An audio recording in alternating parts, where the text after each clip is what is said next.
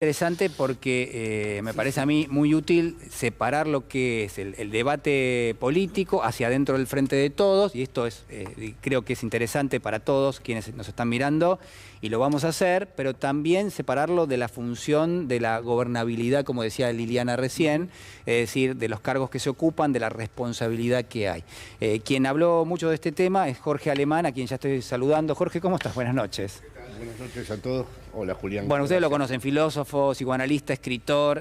La verdad que es un gustazo tenerte nuevamente. El gusto es aquí. mío. Jorge, varias de las cuestiones que se mencionaron recién en esta mesa, a mí se me hace que no solamente son excluyentes de la Argentina, como la concentración del ingreso, la expectativa de que entrábamos en una pandemia y que íbamos a salir mejores. Son problemas internacionales. Y a mí me toca personalmente, por mi generación, entender la desaparición del término revolución, que no es un término de hace 400 años atrás. Fui contemporáneo de esa palabra y pagué un precio por ser contemporáneo de esa palabra. La revolución quería decir que la tasa de beneficio uno no la obtenía en el marco democrático. Se había demostrado teóricamente que todos los sectores que concentraban la riqueza no la entregaban. No fue una idea de locos. La revolución no fue una idea de suicidas. Fue una idea de que, en efecto, hay una tasa de beneficio que ya no está solo relacionada al eje capital-trabajo, no es solo el excedente de la plusvalía, ahora con el capital financiero se ha complejizado mucho más, pero la idea era que a través del marco democrático, si usted estudiaba, si ustedes leían, tanto los autores del colonialismo como los autores de los países centrales, la única manera de justicia distributiva era a través de un proyecto revolucionario. El desenlace de eso fue muy terrible. Hoy mismo un joven me dijo, no, nos queda muy lejos. Bueno, no es tan lejos en el tiempo, nos ha quedado lejos. Yo admiro de todas maneras el momento igualitario de esas revoluciones, pero también admito que hay que pensar por qué terminaron como terminaron. Ahora estamos en una escena mundial en donde democráticamente le queremos pedir a los sectores dominantes que tengan una relación distinta porque el capitalismo ya no da para más. Hay una especie de conciencia universal, además de que el capitalismo no da para más.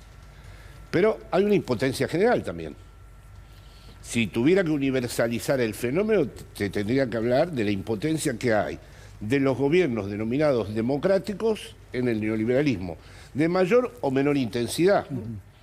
Pero vivo en un país, por ejemplo, donde hay un partido comunista que gobierna, está Unidas Podemos y un partido socialista. Y, como hablaba antes con Artemio, la verdad es que creo que lo hicieron mal. Después de la Segunda República debe ser el gobierno más coherente que hubo en España. Pero es muy probable que la alianza entre la derecha y la ultraderecha gane. Porque no se pudo resolver lo de la justicia. Porque no se pudo, cuando estuvo el problema de las eléctricas, se los intentó acorralar con los impuestos y no se pudo. Bueno, acá en Argentina tengo un informe de un joven español que tiene una consultora que me mostró que el 30%, que sería el modelo tipo que deberían pagar las grandes empresas, a través de la evasión se transforma en un 4%. Y del Producto Bruto Interno aquí, en impuestos, hay un 2%, un 3%, cuando cualquier país bajo la derecha tiene el 10% en impuestos del Producto Bruto Interno. Entonces, redondeo con esto. Hay un duelo que hay que hacer también, ¿no?, con respecto a la palabra revolución, y una pregunta: ¿qué tipo de fuerza popular uno debe construir que tenga la solidez suficiente para una aventura en la justicia distributiva que además sea durable, que no se desmantele en 2 días? Porque el otro problema es que se habla muy superestructuralmente de esto, como si fuera el problema de ganar unas elecciones, que ojalá las ganemos, pero el asunto es que se ha demostrado que se puede desmontar todo con mucha facilidad. Quiere decir que no fue un proceso revolucionario, que los revolucionarios tenían en aquel entonces razón en este aspecto, que no habíamos cambiado las relaciones sociales de producción. Bueno, vale, cedemos, no podemos, hay que hacerlo en democracia. La palabra que surgió para sustituir revolución, dictadura del proletariado, etcétera, etcétera, fue hegemonía. Me gusta esa palabra, pero una hegemonía exige vertebrar clase obrera, movimientos sociales, feminismo, LGTBI y armar realmente una articulación de mayorías. ¿Estamos en eso? Sí.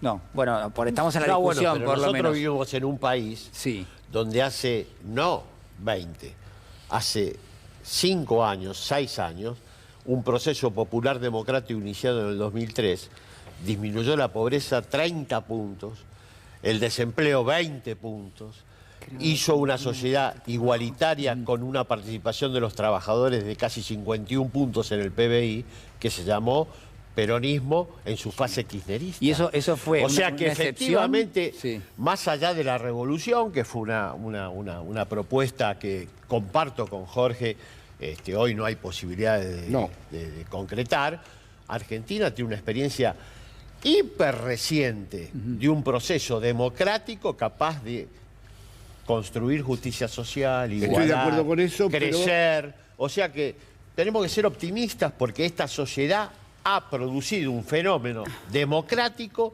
que ha transformado realmente la existencia de millones de argentinos. Desempobreció al equivalente de la provincia de Buenos Aires el kirchnerismo. Ahora vamos a ver el gráfico que trajiste. Quiero señalar simplemente con respecto a esto donde coincido. En primer lugar, era el 2003 y evidentemente ahí había una constelación geopolítica distinta. También el capitalismo era otro. Una de las cosas que observo últimamente es que no ha sido procesado suficientemente lo que fue el macrismo y el año y el siglo en el que estamos, y la mutación que se ha dado a escala planetaria. En ese aspecto, el vamos a volver, me parece que hizo pensar en muchos que todo volvía a aquel momento, y simplemente lo volvíamos a reproducir. Por supuesto que lo que dice Artemio, que hagamos constar que el kirchnerismo fue capaz de incorporar tradiciones socialistas, tradiciones liberales, tradiciones feministas, y participó él mismo de un proceso interno que lo enriqueció muchísimo. Es su gran valor histórico, ¿no? Pero entendamos también que ahora hay un avance de la ultraderecha que en aquel entonces no había, y que la ultraderecha es la máquina de guerra que ha preparado el neoliberalismo por si las cosas salen mal. Que no es una cuestión azarosa que se haya internacionalizado. Jorge, veníamos de 4 décadas de neoliberalismo. A ver, con una salida Artemio, de crisis que nos llevó de 6 puntos de pobreza a 54. Artemio, a ver si lo podemos No era ver, una señor etapa director. fácil la que tomó Néstor Carlos Kirchner. No, desde luego, pero ¿cuánto costó desarmar eso? Bueno, 12 años. No, después de... Llevó claramente 12 años para modificar la estructura distributiva, la generación de empleo. Después de que perdimos las elecciones. después del 2015. No, después de que ¿Cuánto tiempo perdimos le llevó a las Macri elecciones con romper Macri. todo? Bueno, eso es otra discusión. Yo creo que el neoliberalismo tiene potencia para destruir lo que un proceso popular democrático construye en el tiempo. Muy Pero esa es rápidamente. una discusión distinta. Ahora, Bueno, esa discusión me interesa. Creer que uno en el 2003 estaba en condiciones favorables para realizar lo que realizó Néstor Kirchner y Cristina Kirchner, creo que es demeritar mucho lo que implicó esa etapa Y también, en términos de costo social advertir que- y de enfrentamientos políticos. Natalia. Absolutamente, digo que también esas significaciones se hacen siempre de manera retroactiva, desde ya que el contexto geopolítico incluso internacional no era el mismo en el 2003 que actualmente. Pero yo creo que este capitalismo, que es expulsivo, cada vez se greba más en las mayorías, concuerdo siempre lo que dice Jorge, que utiliza todos los dispositivos culturales para gerenciar incluso la autoexistencia de una manera empresaria, y eso hace obviamente que se corte el lazo colectivo y demás. Creo que las demandas equivalentes que hay en una sociedad cada vez más empobrecida hay que vertebrarlas en lo que es el eje del peronismo, salario, movimiento obrero. A eso es lo que yo me refiero, porque también veo otros cordones que se están armando desde ya con motivaciones más que buenas, que tienen que ver con vertebrar desde la economía informal. Y a mí me parece que de alguna forma, simbólicamente y políticamente, lo que hace es reforzar otro sujeto político que no es el sujeto político que hace 4 o 5 años atrás impidió la reforma laboral, impidió el avance del neoliberalismo en momentos más que aciagos y políticamente adversos. Natalia, perdón, ahí con todo cariño, ¿no? Yo pienso que el sujeto político actual es imprevisible. Sí, sí, que por aquel supuesto. sujeto político tal como lo habíamos considerado, no podemos decir que sigue constituido. Pero digo, como Jorge, tal. ¿vos no creés que el antagonismo sigue siendo aquel que tiene su único, como para participar en una sociedad, su propio pellejo y su propia fuerza de trabajo en términos económicos? Sí, sí, digo? pero la ultraderecha, derechizada, porque para mí no hay diferencia entre halcones y palomas, ni entre la derecha y la ultraderecha, los considero en una misma constelación, ha logrado en esos sectores también encontrar un lugar. Y, por lo tanto, yo no veo que el sujeto histórico que se configuró en aquellos años, que fue importantísimo, y no me van a hacer restarle méritos a mí al kirchnerismo ahora, no creo que ahora pueda estar así dado. Me parece que también tendríamos que reservarnos algunas sorpresas, porque me parece mucho más imprevisible ese sujeto histórico. Sí, pero o sea, esas sorpresas, digo, tal vez pueden ser añadirse o resignificar, ampliar ese sujeto político, Sí. pero digo, no tal vez desde una identidad debato, opuesta a lo que es el los sector trabajadores trabajador. siguen teniendo el modelo capital-trabajo, que es el que me interesa a mí y estoy de acuerdo con vos, porque quieren la toma del poder. Con los sectores feministas, que me parecen una novedad política, no todas quieren la toma del poder. Lo consideran patriarcal al poder. Los ecologistas no todos quieren la toma del poder. Con lo cual, evidentemente me podrías decir, no, pero al lado de la clase obrera, esos sectores son irrelevantes. Pero a la vez la clase obrera está aún en sindicatos que no se caracterizan precisamente en tener un proyecto transformador serio. Pero a Bueno, ver, pero sin embargo, la Artemio, sociedad argentina, perdóname, gracias a las instituciones sindicales, impidió un avance en el neoliberalismo. ¿Puedo hablar, Artemio? ¿Cómo no? Gracias. A ver, hay varios elementos que están puestos en juego, me parece que es sumamente interesante. Lo que propone Jorge es, bueno, no se puede reproducir el mismo momento taxativamente, hay otros elementos que hay que tener en cuenta. La pregunta es, dado el contexto, dado que hubo un gobierno del expresidente Macri, que quizás haya desarticulado algunas cuestiones, pero que también haya atado otras. Por ejemplo, el grado de compromiso de una dirigencia empresaria, etcétera, digo que hoy probablemente hace algún tipo de reporte a, no está, creo, contextualizado en lo doméstico exclusivamente, ¿no? Digo, hay poderes que son transnacionales, hay determinado tipo de intereses que atraviesan claramente la frontera de la Argentina. Esta discusión, ¿estamos con todos los elementos sobre la mesa para poder darla o nos estamos perdiendo una parte de esa película? No sé si... Yo lo que percibí en estos 2 meses es que la hipótesis fuerte es que tiene que volver el kirchnerismo al gobierno.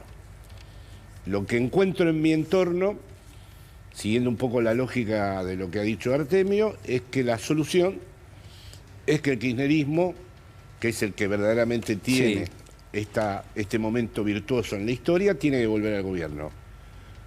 No me explican muy bien cómo es el trayecto, cómo es el pasaje para que eso suceda. Espero que ese pasaje, que haya la imaginación política pertinente para que ese pasaje se produzca. Lo que en general encuentro en los interlocutores es esta idea, que el kirchnerismo tiene que volver. ¿José? Sí, bueno, yo soy un fanático de agudizar la contradicción, ¿no? O sea, no digo que cuanto peor mejor, pero yo creo que hay procesos que hay que dejarlos terminar de una vez por todas. Y siempre pareciera que aparecen los fenómenos liberales o neoliberales en la República Argentina. Finalmente termina alguien apareciendo, digamos, en líneas generales en el peronismo, que viene, le echa un cabo y de alguna manera lo vuelve a sacar, ¿no? Entonces, en verdad, estoy harto, realmente quisiera que esto se agote una vez por todas. Claramente que estamos viviendo, Perón decía que no se puede analizar la historia interna del país si uno no mira a la política exterior de lo que está ocurriendo. Y creo que en el fondo lo que hay es un choque de placas tectónicas impresionante, donde claramente hay un reposicionamiento, no sé si ideológico, pero sí fundamentalmente económico y financiero en el mundo entero. Y habría que ver cuál es la base que quiere jugar la Argentina. Entonces, en verdad, yo lo que noto es gestos del gobierno que demuestran una enorme debilidad. O sea, por un lado tengo un presidente que se abraza con Putin y le agradece la vacuna y después va siendo presidente de la Comisión de Derechos Humanos y sin haber conocido nada de lo que está pasando en Ucrania, vota justamente como votó. Exactamente. Entonces, yo lo que noto es que no puede haber un plan económico sensato y, digamos, esperanzador para la Argentina, si es que de alguna manera el gobierno no se pone de acuerdo concretamente de qué lado del lado de la vida se quiere poner. Entonces, ahí escuché al pasar en ese informe que uno le dijo, la verdad es que estamos esperando un gobierno peronista. Y lo que se nota es como que hay una pérdida, bueno, un poco lo que está diciendo acá Alemán. O sea, hay muchos que dicen, bueno, que queremos que vuelva el kirchnerismo, o que de alguna manera vuelva a resucitarse la esperanza de esos 12 años en los cuales el país estaba quebrado y salimos del paso. Pero el Frente de Todos no es un emergente de algo que es, digamos, el voto popular, y que el voto popular decidió apoyar una determinada coalición donde no era solamente el kirchnerismo lo que se apoyaba, porque se suponía que así no se llegaba a una victoria. Entonces, lo que hoy tenemos en el gobierno no es justamente una resultante de eso. ¿Está claro, mal? me pareciera... No, está bien. Lo que pasa es que el Frente se forma para sacar al macrismo y en eso fue franca y absolutamente exitoso. Sin ninguna duda, nada daba para más en serio en ese momento. O sea, fue la destrucción absoluta. En ese sentido, esta coalición fue efectiva. Ahora bien, sí se juntaron para ver cuál es la política económica que cada uno pensaba, para ver después de ganar las elecciones qué iban a hacer. Yo por lo menos no lo sé, a lo mejor ustedes charlan con Alberto y con Cristina, Artemio a lo mejor tiene alguna conversación, yo no la he tenido, no sé si se juntaron a charlar y dijeron, bueno, una vez que esto termine y ganemos, vamos para acá, porque lo que se ve es que hay dos idearios diferentes, que acá no se trata de Cristina o Alberto, no me gusta hacer nombres, no se trata de quién se sienta en qué silla, sino qué intereses representan y cómo definen la política económica que van a llevar adelante. Y aquí aparentemente no habría acuerdo, por lo tanto la pregunta es, ¿qué hacemos con esta coalición? Porque si nos desunimos, sin ninguna duda la destrucción viene a terminar de romper lo que no pudieron romper antes. Bueno, eso que vos decís, Lili, es lo que decía Agustín Rossi. A ver, lo escuchamos. Lo que yo creo es que para ganar las elecciones en el 2023 no hay ninguna otra estrategia posible que no sea fortalecer la gestión del presidente. Porque sin fortalecimiento de la gestión del presidente no hay 2023 para nadie del Frente de Todos. Si hay ruptura del Frente de Todos, es servirle la elección en bandeja, Cambiemos, ¿no? Está claro que si el Frente de Todos se rompe, Cambiemos gana las elecciones del 2023 en la primera vuelta. Esto es así. Yo creo que una cuestión, es una condición necesaria pero no suficiente lo que dice Agustín. Fortalecer la figura presidencial no empece a que se tomen las políticas adecuadas para fortalecer fundamentalmente el poder adquisitivo de salario. Lo dice Pedro Peretti acá siempre, perdimos 4 millones de votos por esas personas que no tienen para comer y no le vas a venir a contar ni... porque también... el segundo semestre, ¿no? Cuando hace uno una especie de prognosis y lleva siempre el futuro, lo que es una necesidad básica, que si vos no satisfaces actualmente, bueno, me parece que ahí hay problema. Entonces yo estoy de acuerdo con lo que dice Rossi, pero me parece que no es suficiente a los efectos de ganar las elecciones del 2023. Comparto lo que dijo Natalia, el Frente de Todos se quebró. En términos de representación electoral, no es el Frente de Todos del 2019. En la cúpula no.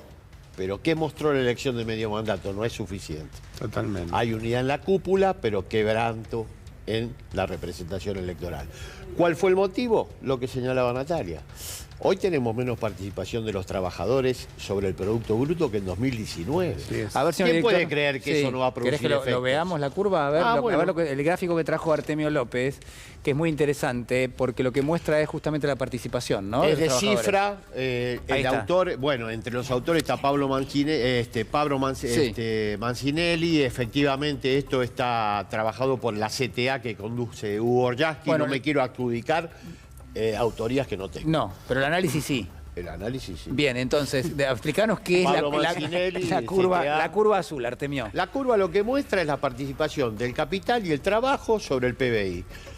Lo que vemos claramente es que hay una evolución ascendente a medida que la Argentina crece de la participación del trabajo y una evolución descendente de los trabajadores. Acá hay una paradoja. Más crecemos, más se concentra el ingreso y menos se distribuye y menos participación de los trabajadores sobre el PBI. Ahora, ¿qué tiene esto como consecuencia? Primero, una sociedad más desigual, más injusta, pero además, desde el punto de vista electoral, es un logaritmo amarillo, porque efectivamente haces todo lo posible para que las elecciones te vayan mal. Contra la opinión del presidente, que desde el primer día dijo que su preocupación, lo acaba de ratificar ahora, es el crecimiento económico con inclusión y distribución. Eso no está pasando. Por lo tanto, no quiero que vuelva el kirchnerismo, quiero que efectivamente las políticas que llevó adelante Néstor y Cristina, que demostraron ser exitosas, se reproduzcan en esta etapa de la mejor manera posible. Bueno, esto que muestra este análisis, de alguna manera... Yo creo que también tiene que ver... Llama a la reflexión y a la corrección. Yo estoy de acuerdo absolutamente con este análisis presentado, pero creo que no es lo mismo organizar una coalición para ganar unas elecciones que gobernar. El momento de la gobernación fue un error. Y es un error de la conducción política del gobierno, tanto del presidente como de la vicepresidenta. Y es un error que va a tener un costo muy alto, un costo altísimo. No hay una relación causal directa entre esos datos económicos y lo que está pasando. De hecho, en las bases de todos los movimientos sociales hay un deseo de unidad todavía. Sí, claro que sí. Hay un deseo de que las cosas no se rompan. Un deseo y una necesidad. Y sin embargo, hay que reconocer que pasa mucho con las coaliciones, ¿no? Fue efectiva para ganar las elecciones y no para gobernar. Y no creo que, aunque le otorgo toda la credibilidad a los diagramas que ha presentado Artemio, esa sea la única razón. Hace tiempo que suceden cosas muy extrañas en la política argentina, en el modo en que se tratan las diferencias públicamente. Digo, ¿y en qué considerás, Jorge, cuál es la incidencia causal que hace que no haya distribución y sí crecimiento? Porque también es un fenómeno que se ve a nivel mundial. Hay un estudio hace poquito de la OIT donde justamente plantea esta situación y la pérdida del poder adquisitivo del salario, del empleo y demás. Y lo que dice es que justamente es con más inclusión social, etcétera. Digo, ¿en dónde vos considerás que está la causa para que se... Bueno, Natalia, una de las cosas más inquietantes que ocurre es que esos análisis están en todo el mundo. En todo el mundo se ha despertado una especie de conciencia de que el capitalismo no va y que habría que hacer algo. Y a la vez esos análisis no tienen traducción política porque hay miles de sujetos que han desconectado sus propios intereses personales de los proyectos políticos y por lo tanto crecen las ultraderechas. Y en ese sentido vuelvo a darle una responsabilidad política a la conducción de un proyecto. Porque si pudiéramos leer como leíamos antes, que a mayor índice de malestar y pobreza iba a haber una mayor capacidad transformadora en la población, bueno, podríamos decir las cosas están muy mal, pero vamos a esperar que el sujeto político surja. Pero resulta que no es más así, que ese fue un mantra de la izquierda que repitió durante años. Ahora las cosas pueden ser horribles y ver que el que sube es Milei con toda su fuerza. O creemos que si le hubiéramos dicho a un francés hace 20 años atrás que Le Pen iba al balotaje, se lo iba a creer así nomás. Y ahora está ahí. Sí, acá cuando las cosas se pusieron horribles ganó Alberto y Cristina, digo, hace poco. Nosotros en las etapas anteriores observamos que las transformaciones no surgían de los sectores, si vos querés, marginales de la sociedad, los obreros mejor pagos, los estudiantes, aquellos que tenían mayor acceso al sistema de consumo provocaban las transformaciones. El peronismo en eso fue una máquina de transformar la sociedad, entre otras cosas, porque produjo ascenso social. Yo no creo que haya... Yo lo que quiero decir es que no hay que transmitir un mensaje pesimista en el sentido de que no tenemos alternativa frente al avance de la ultraderecha y del capitalismo global. Creo que Argentina demostró en el 2001... en el 2001 Argentina era un páramo, Jorge. La política había expulsada de la sociedad argentina. No había quien, salvo los tecnócratas, que se habían apropiado de la práctica política. Y se inició un proceso de repolitización que terminó con la juventud sosteniendo un proyecto de transformación. Y además hubo un crecimiento de la militancia juvenil importantísima y además el kirchnerismo fue una revolución cultural política en el interior del neoliberalismo. No fue nunca, y esto lo discutí con Álvaro Linera en distintas ocasiones en la mesa, no fue nunca una sociedad post-neoliberal, porque no hubo ninguna post-neoliberal. Fueron frenos de mano muy importantes, decisivos para la vida inmediata de la población, en el interior del neoliberalismo. Aquí, exterior al neoliberalismo, no hubo nada. Bueno, por eso se desmonta... Néstor Kirchner interrumpió casi 40 años de hegemonía neoliberal desde el 76 a su asunción. No. Néstor Kirchner fue un gran proyecto contrahegemónico en el neoliberalismo. No, bueno, seamos rigurosos. Es decir, una cosa fue el peronismo revolucionario del 17 de octubre y otra cosa el kirchnerismo. Eso es otra época. No, bueno, pero creo que los méritos de Artemio, vos le otorgás una identidad histórica. De transformación social fueron... Pero vos le otorgás una identidad histórica y una permanencia a los fenómenos históricos como si todo lo que hubiera ocurrido ahora y todo lo que estamos viendo en el mundo no ocurriera. Pero no es así. El kirchnerismo no puede al 2003 volver ahora. No puede volver el peronismo al 17 de octubre. Estoy diciendo retomar unas banderas de transformación que en el 2003 eran tan imposibles de pensar como ahora. En el año 2002, la clase política no podía caminar por la calle y la gente decía que la política había muerto. Vino un hombre y transformó la sociedad en un sentido progresivo como ninguno de nosotros creía, o algún... Vos, Gallego, que tenés mi edad, ¿vos pensabas que podíamos vivir un momento como el que vivimos con Néstor? Y con Cristina, obviamente. Yo quería hacer un aporte a la reflexión, esta disputa que se ha generado acá. No es disputa, yo lo respeto mucho y lo admiro a Jorge.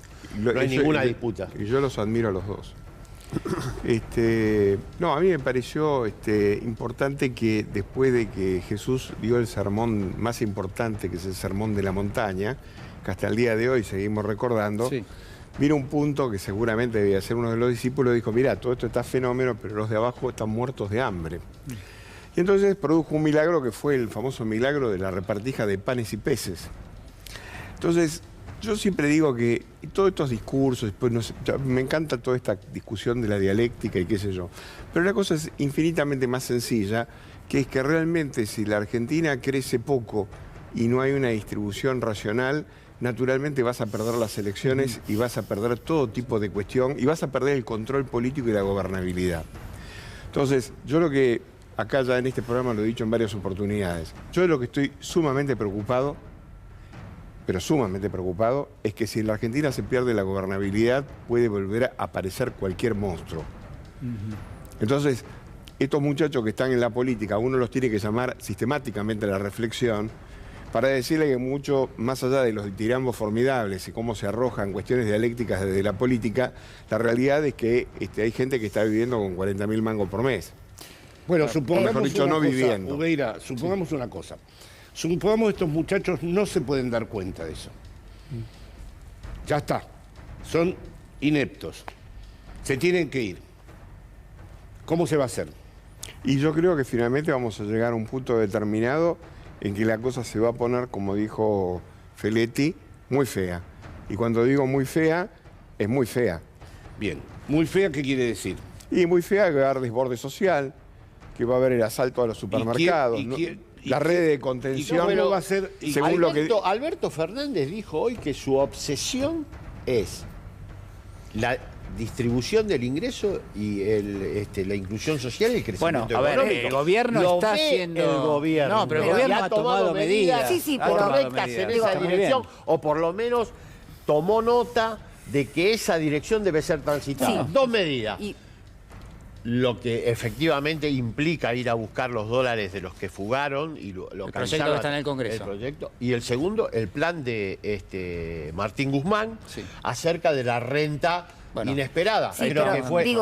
Son dos medidas que apuntan en el sentido que el gobierno ve el problema. Pero digo, hablamos de inalterabilidad. Digo, también hay del otro lado una pavorosa continuidad o uniformidad de los que se propone, desde dolarización hasta reducción de contribuciones patronales a los efectos de que se aumente el empleo, recetas que ya en nuestro país se dieron en el año 90. Entonces, digo, hay medidas que son absolutamente concretas, que se instrumentaron hace también en el gobierno de Néstor Kirchner, 2013 en adelante, que es subir el salario por decreto.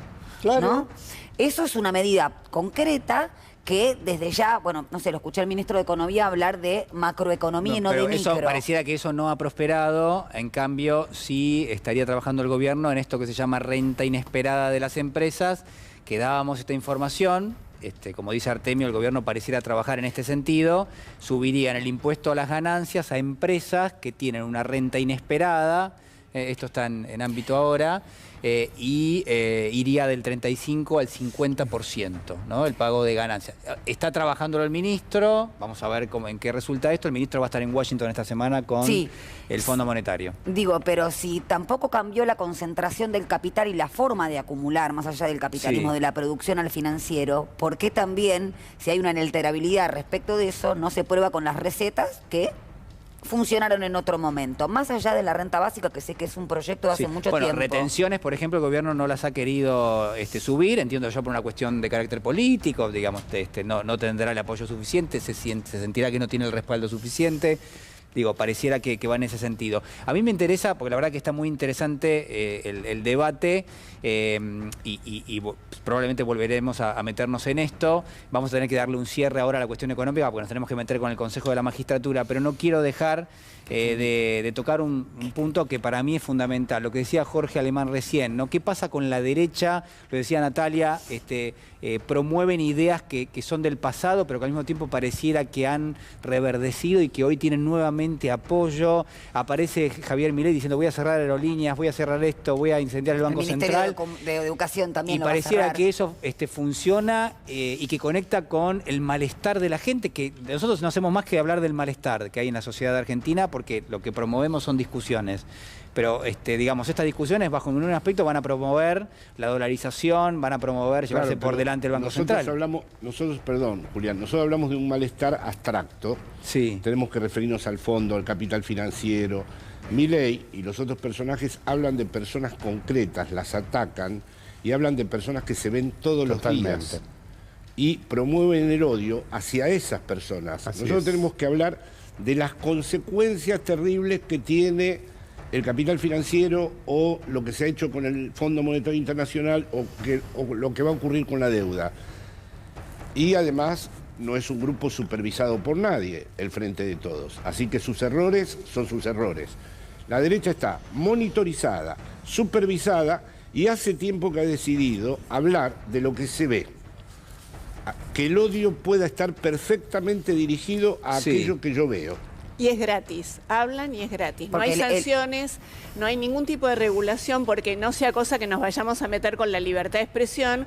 Entonces, todo lo que dicen, esa generación de odio, ese instalar el malestar, la desconfianza, el nada sirve, todo se va a la mierda, pueden decir cualquier cosa en cualquier lugar sin que haya absolutamente ninguna respuesta, ni social, ni de las instituciones que deberían moverse de otra manera.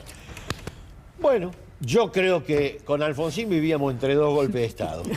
El que había pasado y el que iba a venir si no hacíamos lo que efectivamente la política económica neoliberal que instaló. Con Menem era el único camino posible. Apareció un personaje desde el sur que dijo: no, esto así no es. Rompió con la estructura de lo posible hasta ese momento, amplió el espacio de la reflexión de lo posible y dijo: vamos por lo imposible. Y logró una sociedad más justa en un momento donde nadie creía que Argentina tenía ningún destino, porque no se podía salir a la calle. Yo lo viví. No, digo que hay algo que también es tangible, que es el hambre, ¿no? Porque la gente acostumbra a comer todos los días. Digo, nosotros también podemos hablar de eso tangible que no está cubierto. Y apelar también, porque Jorge lo dice siempre, el odio como cohesionador, digo, también apelar a la libido social, no sé cómo decirlo, para poder construir, que fue lo que pasó hace poco, me parece a mí también, ¿no? Ese apoyo tiene que ver, más allá con el divorcio que existe entre el propio interés y el recrudecimiento de la derecha en los sectores populares, digo, también hay algo que cuando llega a un punto de inflexión, que es el hambre, justamente hace que pase lo que sucedió en el 2019. Entonces, salir del posibilismo en ese sentido, me parece. Pero a ver, a mí hay algo que me llama muchísimo la atención. ¿Ustedes vieron algún dirigente de la oposición política tratar de promover, por ejemplo, alguna medida que tenga un carácter redistributivo? Digan, bueno, es necesario que el salario sea más alto que nada. No hay nada, pero en serio, hay que buscarlo. Señor director, si usted encuentra algo, póngalo en el aire, interrúmpanos a todos. Es que digamos, no necesitan engañar. ¿Cómo es eso? No necesita engañar. Si escuchás a la Le Pen, que habla de Francia, cada 2 minutos dice que hay que bajar los impuestos. Lo que seguro va a suceder es que se van a reducir los impuestos. No necesitan después esconder, porque además hay un efecto que ya se vio en la pandemia de la sensación de que el Estado asfixia y de que hay muchas cosas asfixiantes y que no se resuelven, y que la izquierda es impostora, y que los progres son impostores, y que los intelectuales son impostores, y que todos los movimientos sociales también mienten. Y esto está creciendo. Hace años que lo estudio. Hace años que... El otro día vi a la locutora argentina de la ultraderecha de acá copiar exactamente el discurso de la ultraderecha de allá, decir, mi hija no va a pertenecer a ningún colectivo, mi hija no es una víctima. Todo eso se vende y crece. Hicimos un análisis de los votos en la matanza sobre Vos volvés, la comparación. volvés con tu libro, digamos. Mi perspectiva es que la sociedad argentina no se derechizó y que tiene muchas posibilidades de volver a dar una sorpresa en términos de apoyar un proyecto de transformación que es el que encabeza el presidente. Yo no quiero que vuelva nada, porque creo que nada vuelve en el sentido literal.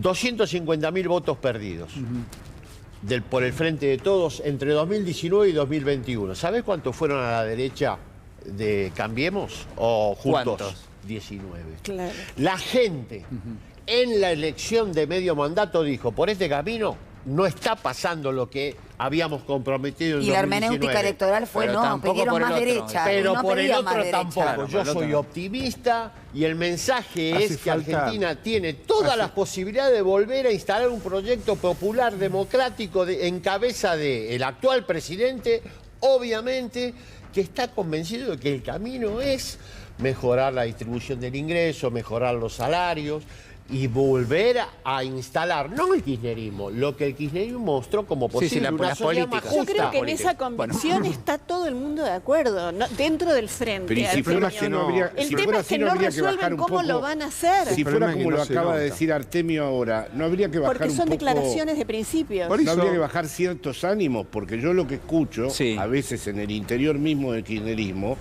es más que una relación conflictiva, casi una relación antagónica. Yo creo que un frente electoral puede tener conflictos y eso lo enriquece, pero cuando ya el antagonismo se ha desplazado al interior mismo, me parece que se está jugando con fuego.